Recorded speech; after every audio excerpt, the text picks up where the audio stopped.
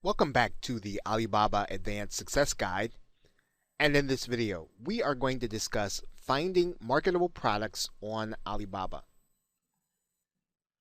Now, although you'll be using Alibaba to source your products, it isn't and shouldn't be your sole source for research in terms of finding the products that you are actually going to be getting from Alibaba and then eventually selling. There are more sources available, and that's really what we want to kind of broaden your perspective to start looking in these other areas. Now, you should be using eBay to find out what products are already selling there and how many different vendors are selling them. When you do this, make sure to use the completed listings setting.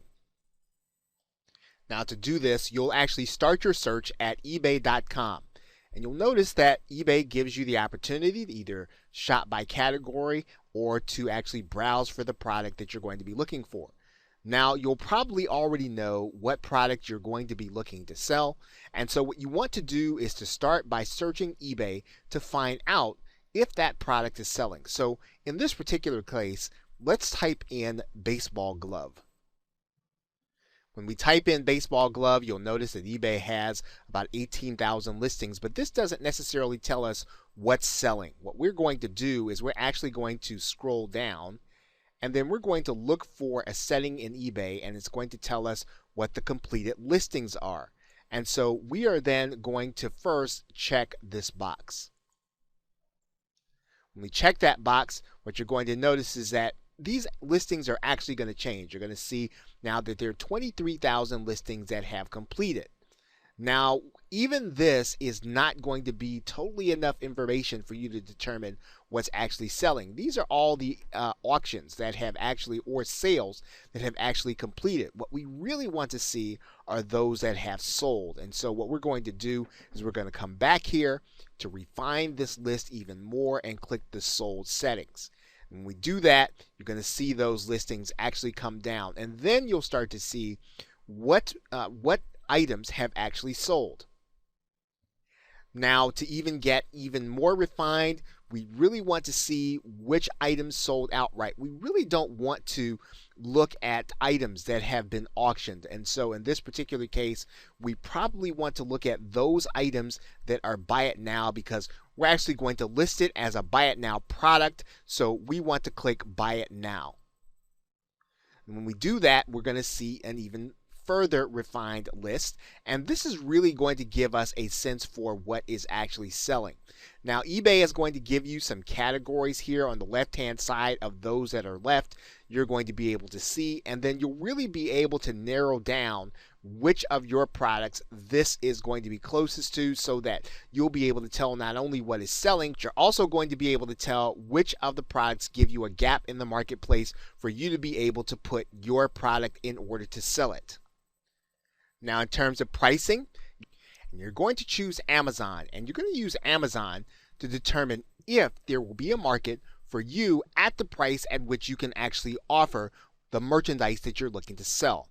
Now, let's take a look at Amazon. Now, when we start looking at Amazon, we're actually going to be looking at what's selling, but even if we were to start by looking at baseball glove here on Amazon, and we actually type in and we start to look to find out what it is that Amazon really has, we want to use Amazon in terms of getting a sense for the pricing. And we can do that by looking at the left-hand side and really getting a sense, first of all, about reviews. We can get a sense for brand. We can get a sense for size. And all of these dimensions are going to vary for the various products that we're going to be selling, but we're really trying to narrow down the category into the one that we're going to be offering so that we can get a sense for price. Now, in this particular case, we're just going to choose one of these categories for baseball gloves, and then we are going to start looking at price. And when we do that, one of the things that we can start doing when the numbers are smaller is we can actually sort for the price high to low or price low to high. But again, we're really still looking to find out in this area where the pricing is. And Amazon will actually give you this pricing. It'll tell you how many are there at a price below $25 or $289 or $50 in this case. And we want to look in these areas to find out if we are comparable in terms of what we're offering at the pricing. So again, we're going to use Amazon in the same way we use eBay, but we're going to go one step further and we're going to actually start looking at pricing with Amazon also. Now, you are also going to want to look at Etsy. And the reason you're going to look at Etsy is because you want to be able to get a sense for the pricing and the market for handcrafted and hard to find items. You want to know how well they're selling and what people are actually looking for. So let's take a look at the Etsy marketplace. Now in Etsy, you probably won't find anything like a baseball glove. However, you will find items that, once again, are hard to find, and you'll find things that are handcrafted. And so, once again, this is really a matter of research. You are trying to find out what is selling. You're trying to find out what is popular, and you're trying to find out what things should be priced and how they should really be structured in terms of presenting them to the marketplace. So Etsy is a place for research, and it really will give you a broad sense of what's actually selling and what people are looking for and what other sellers are doing. Now, when you seek to use Alibaba, you want to make sure that you have gone through the process of filtering for gold suppliers only. Now, let's take a look at what we mean by that. Now, when we're on Alibaba and we're looking for, again, marketable products, we are going to filter for gold supplier because mainly we want to make sure that we're going to be delivering sufficient quality to the buyer, and we're going to be working with a factory, or we're going to be working with a manufacturer that really knows how to bring products to market that are going to be sellable. But in terms of establishing real hard guidelines, you have to remember your goal is going to be to find products that you can mark up by 100%. So that means that even if all of these things are in play, even if all of the evidence suggests that you have a sellable product and it looks like it's going to be marketable and it looks like it's going to be popular and it looks like it's going to be something that people want, you still have to keep this basic principle in mind. If you cannot mark up your product by 100%, more than likely the math is not going to work for it to be worth it for you to market from the products you're going to be getting from Alibaba. So now let's kind of think a little broader about finding marketable products. Now, experienced and successful sellers look at sources other than online sources, in particular the ones that we have talked about here. They look to offline sources to find out what kind of products that people are actually buying. And so this is really, again, evidence of what people's preferences are in terms of how they're expressing them with their credit card or with their actual cash in hand. Successful marketers typically look to places that people are buying and that they can actually see. They can visibly witness how people are buying. Popular television programming like The Shopping Channel and Home Shopping Network really give clues as to what people are enthusiastic about and what kind of products that people are actively marketing.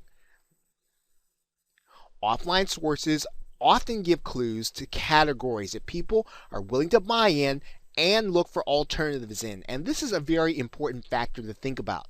Sometimes you will have a popular product that is selling at a major retailer, which is something that we typically want to avoid. But when that product is priced, and it's priced in a way so that people are looking for alternatives, there can be an opportunity to provide a product to the marketplace that's just as durable and reliable as the main product. So we want to continue to look to sources broader than those online sources so that we can, again, get a sense for what might sell as well as the pricing. Now, the offline method is obviously less scientific, but it is profitable when you combine it with all of the other sources that we have talked about in this video, and you combine it with the evidence that you have gathered from the online sources. So in terms of finding marketable products, you want to be able to combine your online sources and evidence with that which you find offline in order to determine what products people are really looking and really spending money on. Okay, so with that, thanks, and I will see you in another video.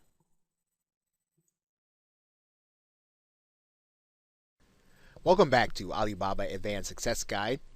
And in this video, we are going to be talking about advice and best practices from top sellers on the search process in Alibaba in terms of finding a great product to sell.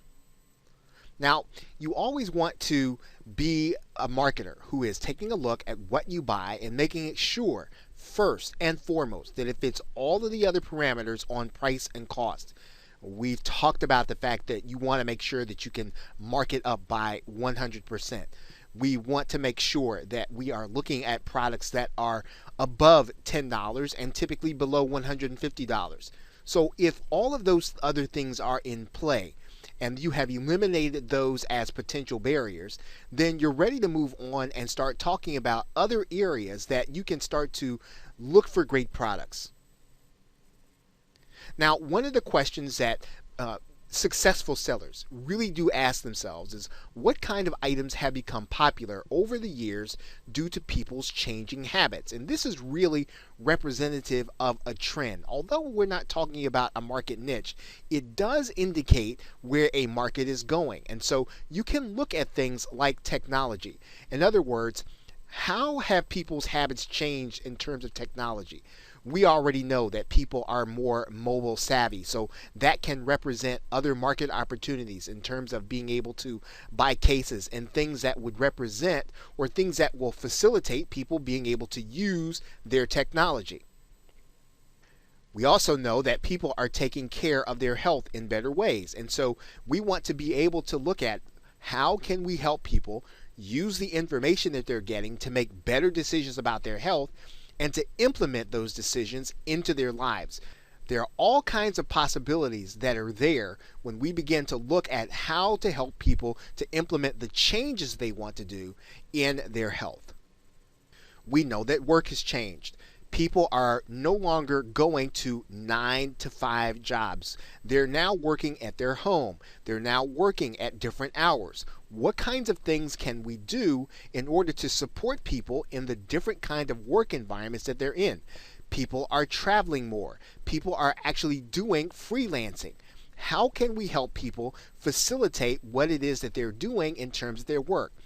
If you know how your habits maybe are changing in terms of your work, you can translate that into the kinds of things that you're buying differently and the kinds of things that people will buy differently and are buying differently. Family.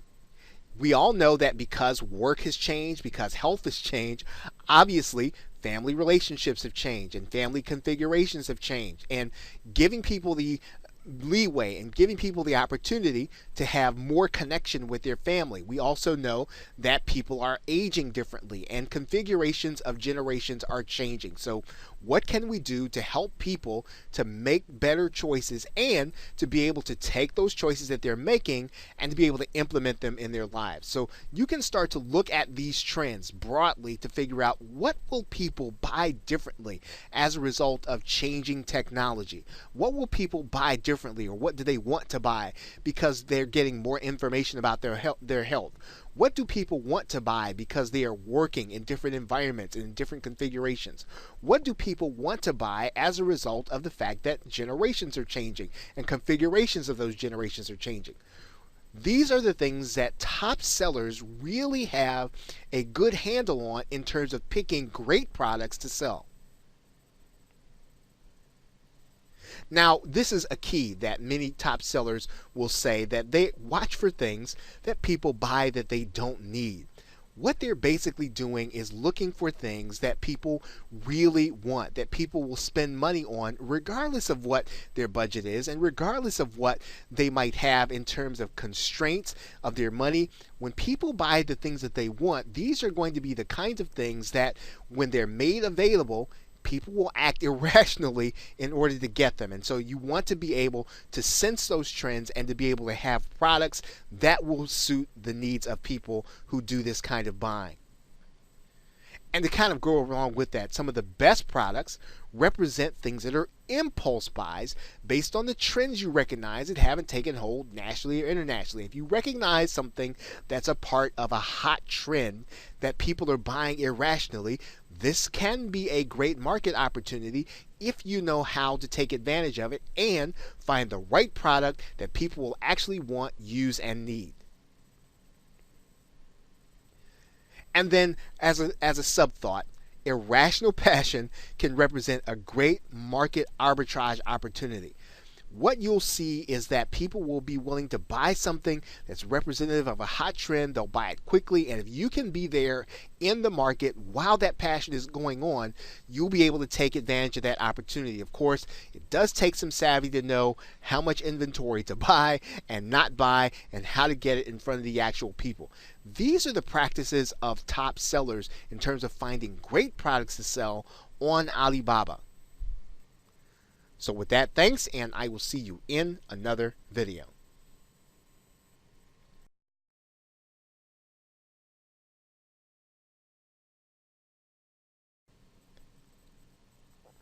Welcome back to the Alibaba Advanced Success Guide.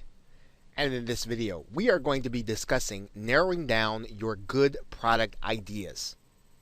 Now, when you start to get those picks and you have recognized the trends, and you have found out that the products that you're looking at, they fit all the cost parameters, you're probably going to have 2 or 3 choices, and then you're going to have to start narrowing them down. So you need to have some parameters and you need to have some criteria in order to narrow down your choices. And we're going to give you those choices right now. Now, one of the first parameters that you want to set, think through this product. Will or can this product have a high refund rate? Think about whether or not it's going to be complicated for the customer to get to. Does it have a lot of breakable pieces? Is it going to be something that when the customer gets it, something could possibly go wrong? Because if anything can go wrong and a customer is not going to be totally happy, that's going to take you out of the safe zone, and there's a possibility that even if the product basically works, the customer could be upset and they could refund.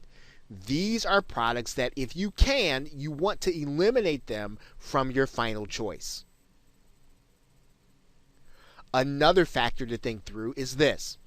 Will the product be expensive to ship? Is it going to be bulky? Is it going to be something that's going to require special packaging? Is it going to be fragile? Anything that's going to cause you to have to spend extra money to ship, you want to think about maybe eliminating that. If you have 2 choices and one's going to be expensive to ship, eliminate the one that's expensive to ship. One thing to think about with products that are expensive to ship is that customers tend to shy away from those products. They don't necessarily want to pay extra for shipping. So think about, if you have 2 choices and one is expensive, move away from the one that is expensive to ship. Now here's an important factor. Will the customer have the expectation that the product is going to last a long time? Are they going to expect it to perform at a high level for a long time? Once again, this is the kind of thing that could really torpedo your seller rating if a customer is going to expect that this is going to be a product that's going to basically be durable and last a long time. If you have one product and the customer is going to have high expectations versus another product, again, that doesn't mean that you want to shy away from high expectations. It does mean that if you have 2 choices and a customer is going to really expect this to be a top performer for them for a long time, you want to shy away from that product. Now, will the customer expect extras and education? So as you start to think about whether or not you're going to go with a certain product, are you going to have to educate that customer outside of the purchase in order to get them up to speed, in order to enjoy it? Will they expect you to send them extras as time goes on? Again, when the customer opens up that box, if they're not totally satisfied, again, this is the kind of thing that can really do damage to your seller rating. So you want to make sure that the customer is not going to expect lots and lots of extras from you, not only at the point of purchase, but also as time goes on.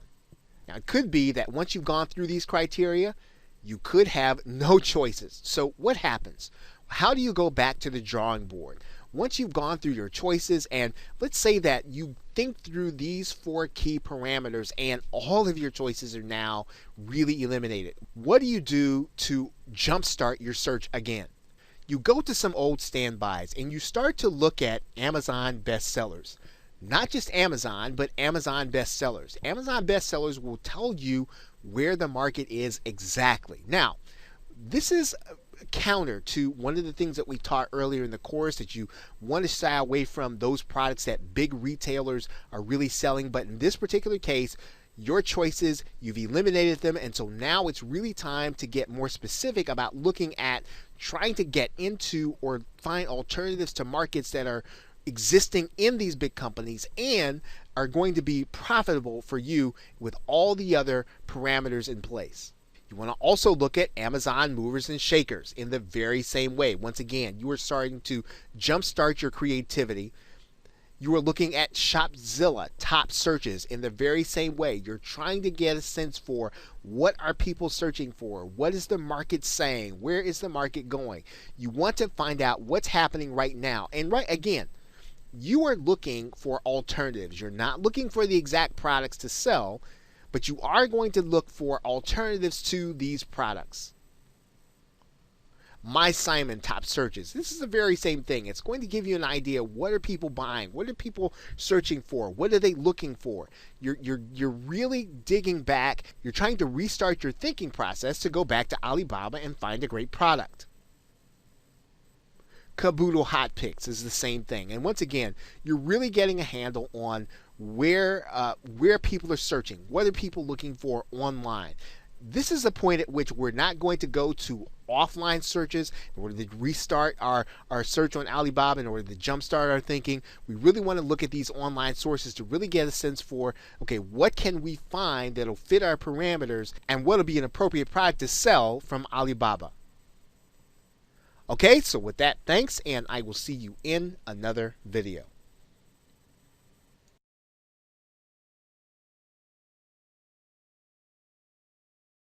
Welcome back to the Alibaba Advanced Success Guide, and in this video we are going to talk about how experienced sellers find suppliers on Alibaba. Now, the mechanics of how to find suppliers is pretty straightforward on Alibaba.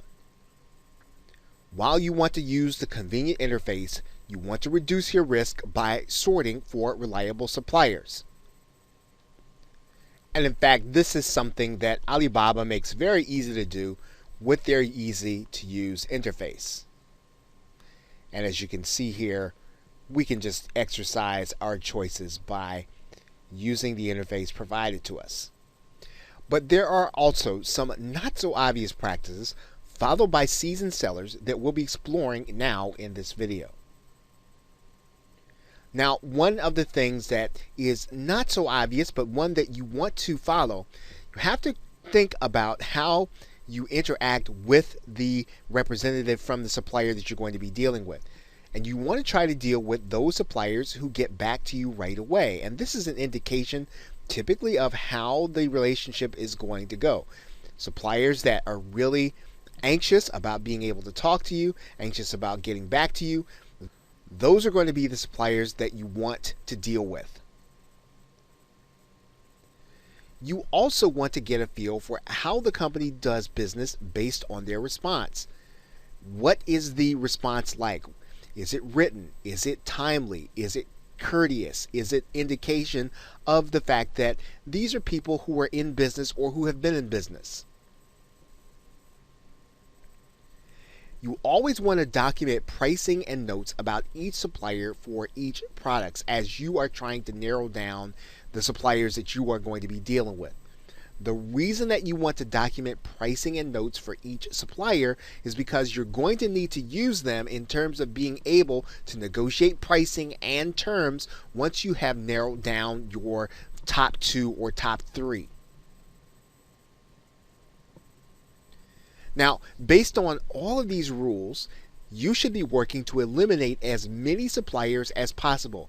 And in fact, you are going to find that just by dealing with those who get back to you right away, as well as those who have a response that indicates that they're serious about doing business, you are going to eliminate a number of suppliers just based on your interaction with them from the start. And once you're down to 2 suppliers, you should then be looking to start purchasing samples from the company that you desire to deal with. Okay, so with that, thanks, and I will see you in another video.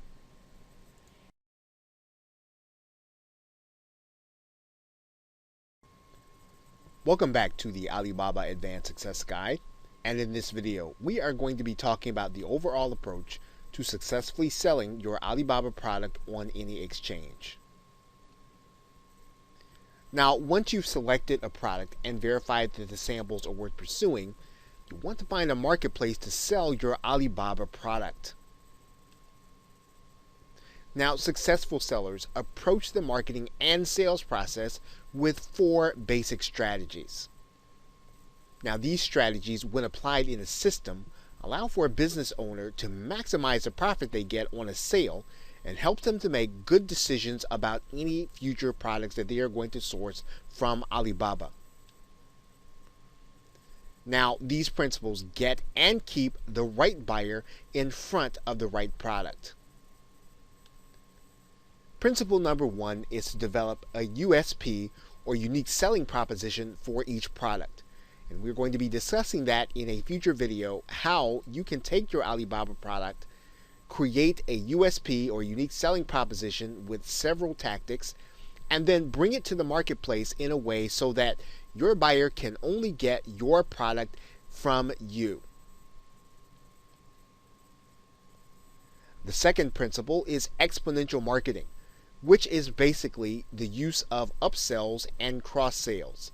And this makes available those related products in a way so that the buyer can actually get them from you and only you. Now, this involves other elements in the system, but it's important to make sure that you have other elements for the buyer to get so that you can maximize your profit from each buyer. Another part of the system is list building or database marketing. And this is a vital part of selecting the right product with Alibaba, because you are going to then be able to sell those related products. You're also going to be able to find out what your buyer actually wants and what they respond to. So making the initial sale is only the beginning. Database marketing is where you are going to be able to continue marketing products and services on a relevant basis, and that you're going to be able to know what you should be ordering next from Alibaba. Finally, there are marketing alliances or joint ventures. This allows you to team up with other people who actually have a similar market but yet do not market the same products.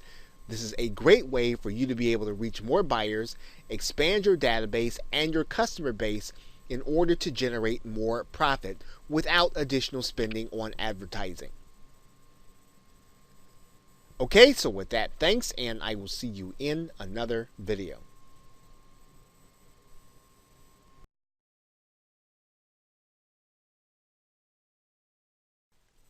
Welcome back to the Alibaba Advanced Success Guide. And in this video, we are going to be discussing selling your Alibaba source product in the store business model. Now, in this case, you are going to be selling your product like traditional retailers do, primarily online. You'll be taking advantage of the direct interest in products and residual interest in certain online retailers. In other words, people are going to be going to the internet in order to find certain products to fulfill certain needs or certain desires. In other cases, they're going to be visiting online retailers in order to look for a specific product, but yet they might find other needs that they might be able to fulfill while on that site. Now, to do this, you're going to be listing your Alibaba products primarily on the big 3. You're going to be listing on eBay. eBay is going to give you access to buyers who are interested in deals on auctions as well as basic products. You're certainly going to be listing your product on Amazon. Amazon is going to give you access to buyers who want all kinds of consumer goods. And Amazon's claim to fame is that they deliver in 2 days or less. They make it almost as if, in some cases, you are shopping right there in a store. Amazon is making a seamless buying process for the consumer. This is a great place to market your Alibaba product. You are also going to be listing some products on Etsy and other retailers. So you are going to be looking at the online retailers that will give you access to buyers of different kinds. Etsy, people are looking primarily for handcrafted products, although you can put manufactured products on Etsy. Now, what you're going to be doing when you look at eBay is you're going to be following the examples of completed listings. Now, let's take a look at what we mean by that. When we look at our general category, we're not just going to look at items sold. We want to look at items that are completed in order to do our primary research, in order to determine what it is we're going to do. We're going to click completed listings, and then we are going to follow the examples and do pretty much what the market tells us in terms of being able to place our product on the eBay marketplace. In particular, we want to pay attention to products that were buy it now. We don't necessarily want to pay attention to auction listings. We want to pay attention to people who listed their products as store products. Of course, when we do this, we want to keep on looking at and working on our listings until we get them making sales. We want to do the very same thing on Amazon, and we want to do the very same thing on Etsy. We want to follow the examples of the marketplace that's already in existence and then price our product accordingly. We want to then start shipping out our orders and watching our feedback as we participate on these marketplaces. When we do refunds, of course, we expect to have to absorb the cost. Now, in this particular case, we want to go back to our marketing strategy, and now we want to apply the concept of unique selling proposition to the store model.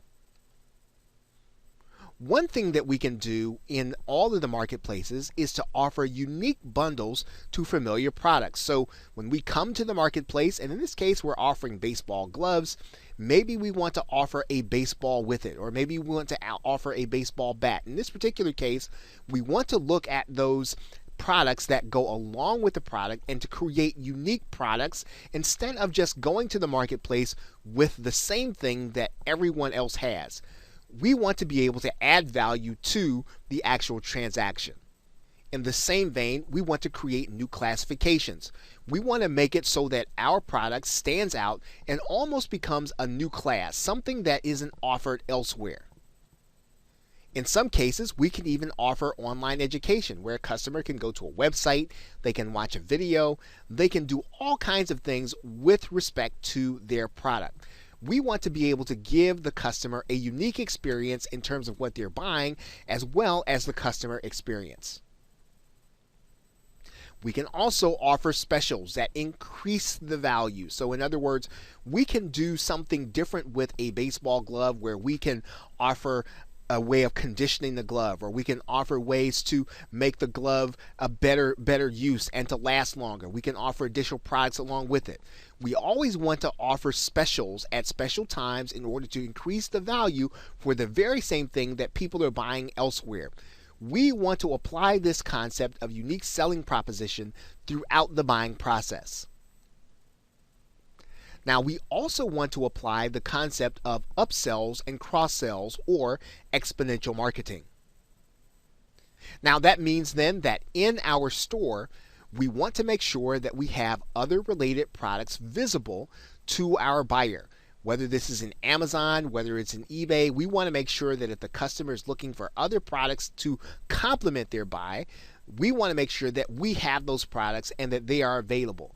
We do what we can to make sure that we mention those connections in our product description so that the customer knows to go looking in our part of the store so that they can find the products that they need that complement their purchase and help them to enjoy that purchase more.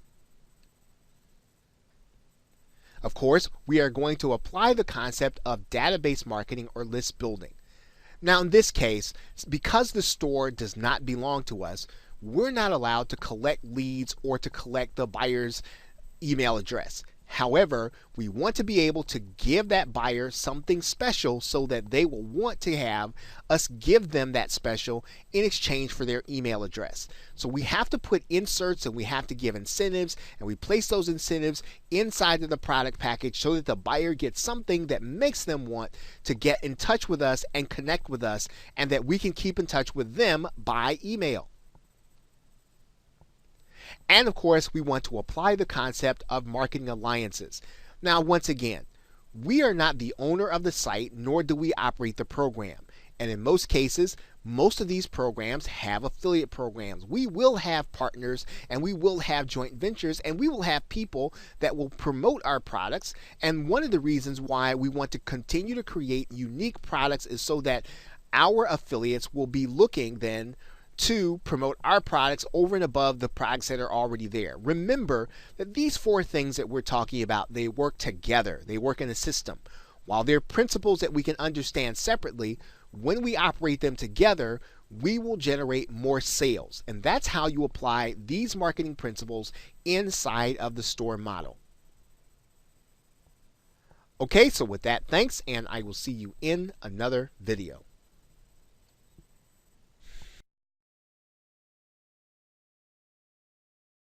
And in this video, we are going to be discussing selling your Alibaba source product using an advertising method. Now, the advertising method follows a more traditional internet marketing pattern that you're probably more familiar with. The advertising model relies on purchase traffic primarily from highly visited search engines and social networks like Facebook. In the advertising model, you are attracting buyers into an environment to buy that you actually control. This could be a website that you own, it could be a sales page, or it could be a customizable store. You're basing your business on individual products and related ones. So in other words, you're trying to find that individual product that will sell, and then you're complementing that product with those that are related to it and getting it into that environment where you're attracting your buyers. You want to keep the overhead low in the advertising method because you're going to buy low quantities of product until you know what's converting. Remember, you are actually paying for, out of pocket, the traffic that you're getting. And so you want to be sure that the traffic is really coming and buying your products before you invest lots of money in inventory.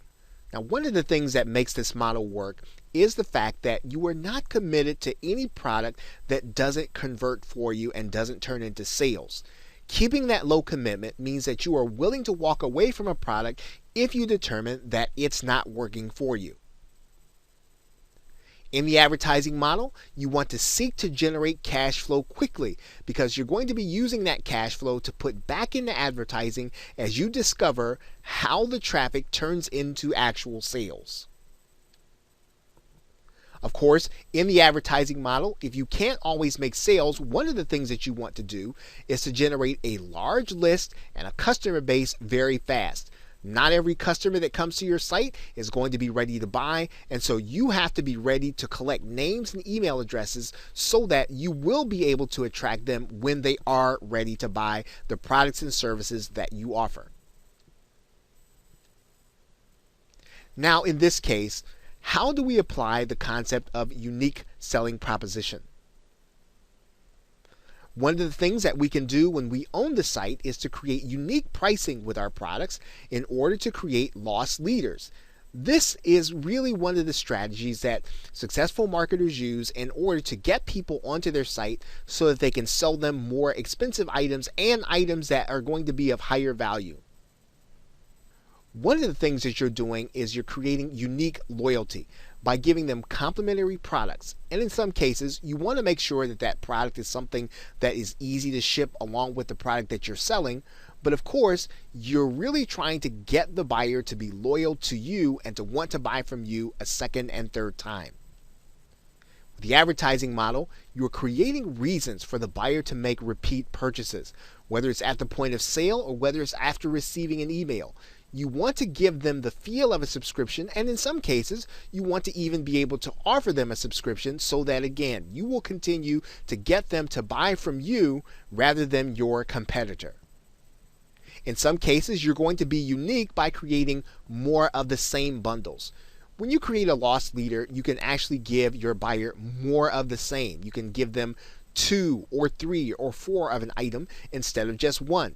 And in this case, you are creating unique products instead of just offering them the single unit that they might be able to get elsewhere. Now, how do we apply the concept of upsells and cross-sells? Well, in this case, we're going to be using traditional internet marketing funnels and checkout system. Of course, when we do that, we're going to be selective about when buyers see additional offers. So not only are we going to have the complementary products available, we're going to offer them to the buyer as they go through the checkout system, and we're going to give them so that they have already spent money with us and they get the other opportunity to spend even more money with us as they're checking out. We're also going to be applying the concept of database marketing and list building. When a person comes to our website, we want to take the opportunity to try to collect their name and email address. When a person buys, we definitely want to collect their name and email address to make them part of our database. Now, we're also going to apply the concept of marketing alliances. Now, in most cases, the products that you're selling, the margins are going to be so small that it's going to be difficult to offer big commissions. However, you can partner with people who want to consistently sell your products and services that you are offering on your website for a small commission. But when you create unique products and you give people opportunities such as complementary products and loss leaders, you are going to give them the opportunity to build their client base as well as yours. Okay, so with that, thanks, and I will see you in another video.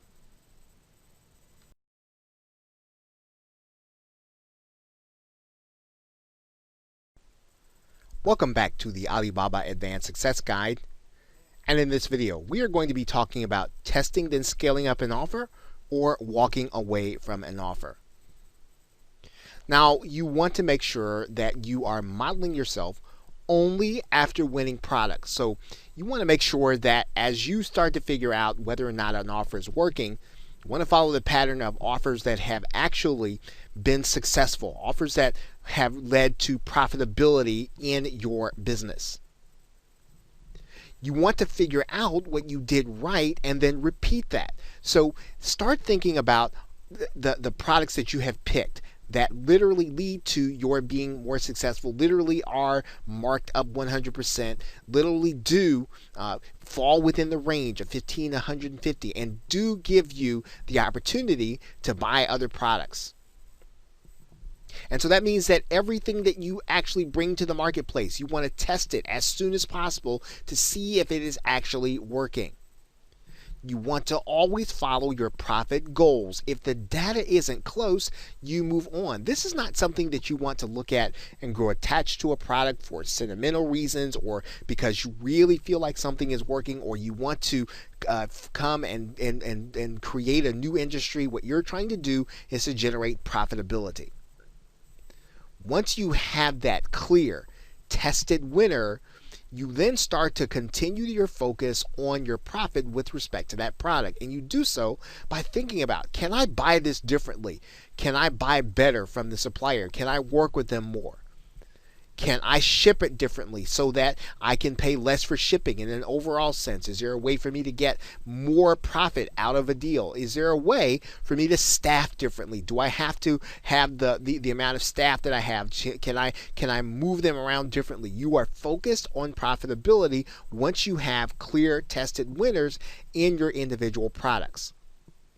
And then once you figure out where the product will sell, then that's when you start to want to order more products. That's really where you start to figure out what it is you're going to do and order more, and you start to scale. Again, if these things are not in place, this is where you decide to walk away from a product, even if it's one that you like, even if it's one that might even be close. If it's not close to your profit goals, you walk away from the product.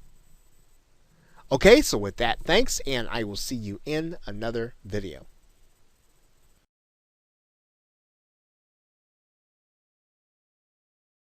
Welcome back to the Alibaba Advanced Success Guide. And in conclusion, finding a great product to sell is the key to using Alibaba effectively.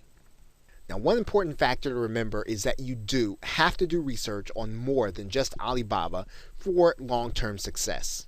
You need to be willing to test your samples before you begin to create big orders.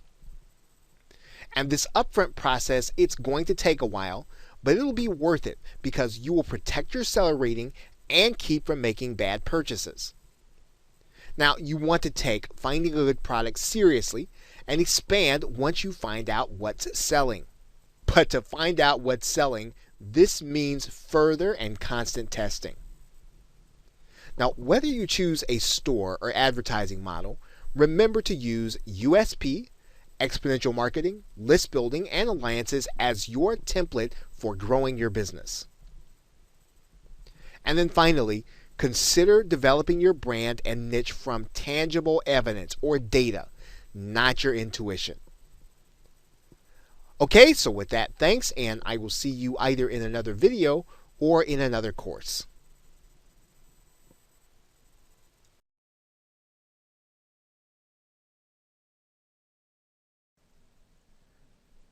Welcome to the Alibaba Advanced Success Guide. And before we get into what we're going to be talking about in this course, you might want to consider, why would you want to use Alibaba to source products? And mainly it's because e-commerce in and of itself is positioned as a market for fast growth. Now, Alibaba makes it easy to source products that can be retailed anywhere, online and or offline. And the internet has now made it easy for small business and individuals involved in a home business to get involved in e-commerce for very low costs. In fact, it's now easy to launch any new product in an online store at any quantity. It's now easy to get traffic once you understand a few basic advertising principles, whether that's for YouTube or whether or not it's for Google or whether or not it's for Facebook. You understand these principles, you are able to get traffic again for a relatively low cost. It's now easy to get customers to feel comfortable purchasing online. Internet marketing has basically evolved, and now customers feel very comfortable using their mobile device or their personal computer to buy goods and services that they need. As a result, online and mobile phone sales are growing at a rapid pace when you consider them as a percentage of all the purchases made online. So now, what are we going to be talking about in this course? We'll be talking about what you need to know and do beyond the basics in order to make money using Alibaba. Now, it takes more than common sense to find a good product. It takes a willingness to be patient and follow a logical process. Not following this process can result in diminishing startup capital and weakening your selling position. Understanding the process will result in quickly finding suppliers on Alibaba that will help to make you profitable. It will actually help you to determine sellable markets first. That is the hallmark of finding good products and what we'll be discussing in this course. Now, there are a few ways to look at finding products on Alibaba, but you must avoid a get-rich-quick mentality. Arbitrage, which is buying something that sells at a low price and then selling at a high price, can work in the short run. You'll see that you were able to create great margins, causing products that are almost instantly sellable. However, this can be deceptive because with software tools, apps, and affordable analysis tools, it is easy for someone to come behind you and offer a similar or even loss leader price. Often, big players will wait for smaller players to uncover opportunities and then flood the market at a lower price. While you get to know the marketplace, it's a good idea to use this course to learn to find products with a great margin. Of course, you'll go through all the right procedures to make sure that you're choosing a great product for your customer. But in the long run, this isn't what will make you competitive in the marketplace. Successful retailers using Alibaba find ways to add value to what their customers are getting. Therefore, as you evaluate products, one of the things that you must always ask is how you are going to make your product attractive over other products like it in the marketplace. Once you master the mechanics of finding market opportunities, the secret to sourcing good products on Alibaba will be determining how they fit into 5 areas which we will address in this course. 1. How will I or can I increase the value of this product? 2. How will the product help me to build a brand? 3. How will I market the product? 4. How can I increase my cash flow and buying power to get better pricing and better terms on the product over time? And 5. How can I develop better relationships with the company, supplier, and representatives to work through problems? Now, in this course, we will be discussing all of those things in addition to giving you a marketing plan to go forward, not only to sell your product successfully, but also to take your brand and to build a business if that is your desire. So with that, thanks, and I will see you in the first video.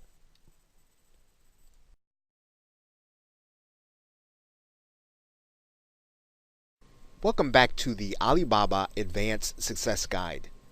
And in this video, we are going to be talking about what a good product is for you to be able to source and then subsequently sell.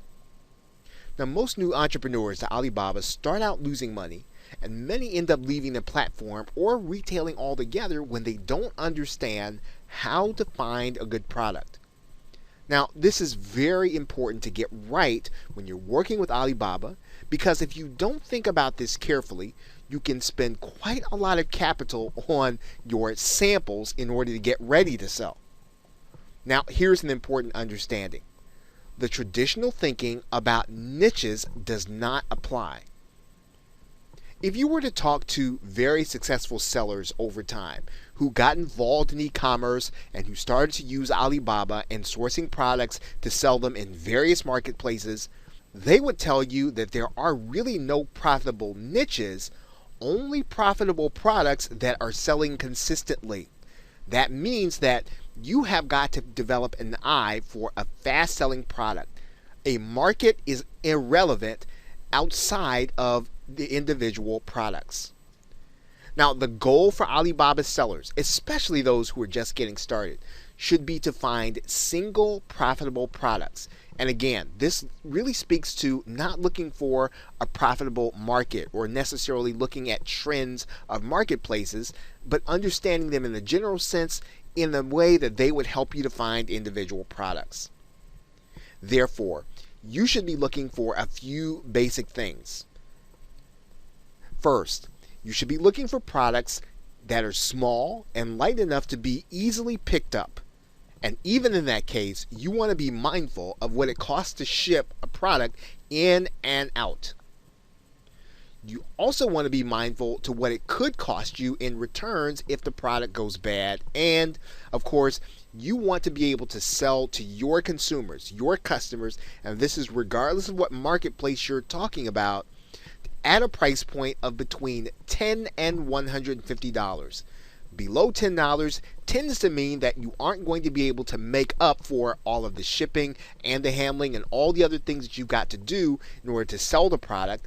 And above $150 tends to mean that you're going to have a product that's going to be difficult to sell, and it's not going to move as fast because consumers are not necessarily going to be readily willing to spend more than $150 at one time. So these numbers really do take into account what your margins would be. And then on the high side, it also takes into account what your startup capital should allow you to do. So as you start thinking about how much startup capital you're going to need in order to get started with Alibaba, Keep in mind these two numbers, 150 at the top and 10 on the bottom. Now, one of the things that you are going to want to develop when you start thinking about products is, can this product bring me a consistent flow of buyers? And that really means that you primarily aren't necessarily going to want, at least when you first get started, seasonal products. Seasonal products mean that they're probably going to sell during the fall, or they might sell during the summer, but they're not necessarily going to sell throughout the year. The best way to build an e-commerce business is to find products that are going to bring you a consistent flow of buyers. And what this does, of course, is it gives you cash flow all year long, cash flow that you're going to be able to use in order to build your business further, scale it, and grow it. Now, this also means that you don't want a product that's going to be time limited or faddish. So in other words, if it is a product that is really based on something that is happening right now and is not going to be happening a month from now or 2 months from now, you probably want to avoid e-commerce for that. In particular, there might be items that are developed for an event. There might be items that are developed for a specific period of time on the calendar. Now, while those products can be good, you don't want to build your e-commerce business around those products. You want to use those products perhaps to supplement what you're doing, but definitely don't build them as the basis for your e-commerce business. Of course, a good product means that your selling price is going to be twice your cost, and that's what you're going to be looking for. You want to try to get a minimum of 100% markup. And really and truly, if you cannot double the price, you probably want to avoid the product. And this really does get to understanding how to walk away from a product and not being too attached, which we'll talk about in a later video. Now, here are some things to avoid. You want to avoid things that are mechanical and that require warranties. And the reason is because there are lots of moving parts to these kind of products, and your customer will exercise their warranty if something goes bad, and they'll want then their money back. So you want to avoid those kinds of products. 2, you also want to avoid things that are sold at large retailers. And the reason is you're not going to be able to compete with those retailers if they lower the price at any point in time. It could typically drive your sales from whatever it is down to zero in a matter of days or hours sometimes if a big retailer decides to run a big sale. So try to avoid those things that are being sold at large retailers.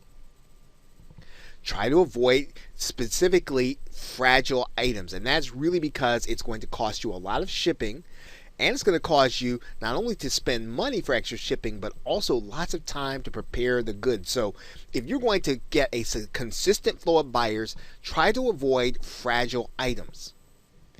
Now, for other reasons, you definitely want to avoid trademarked items. And trademarked items give you an entirely different set of problems. You can end up being called by another manufacturer or by a brand and being asked to take your product down, and you don't want to get started selling your product. You don't want to get started bringing in customers and having them start to buy routinely, and then to have some brand come to you and say, hey, we want you to take this product down because it is an infringement against our trademark or copyright. So really try to avoid anything that could even come close to a trademarked item. Now, obviously, you're not going to use a trademarked item directly, but think about what could be, what possibly could be a problem in terms of a trademark. Try to avoid that issue altogether, because again, all it's going to do is really slow you down, as well as give you another something to do that is away from your building a profitable e-commerce business. Okay, so with that, thanks, and I will see you in another video.